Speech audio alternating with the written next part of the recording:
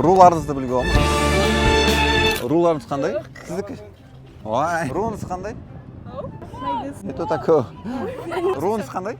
Найда. Қандай еңбекпен түсіріп жатқаныңызды көрсін бәрі.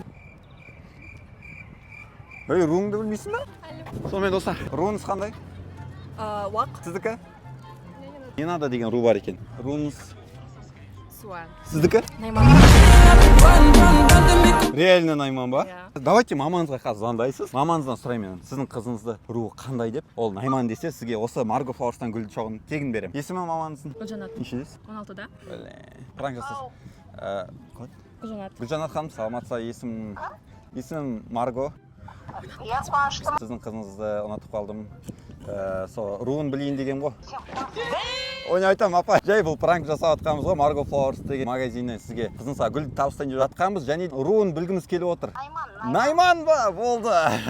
Терлеп кеттім болды, сұрайын деп. Міне, Ақербес, гүліңіз құтты болсын, Марго Флауэрстың атынан сізге сыйлық. Егер де сіздің жігітіңіз болса, жігітіңізден қаншалықты жиі гүл алар едіңіз? Ой, енді күнде.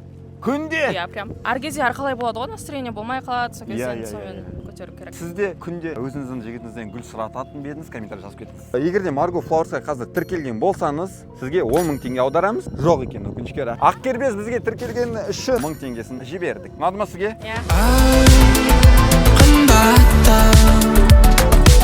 Шаштарым тараққа қара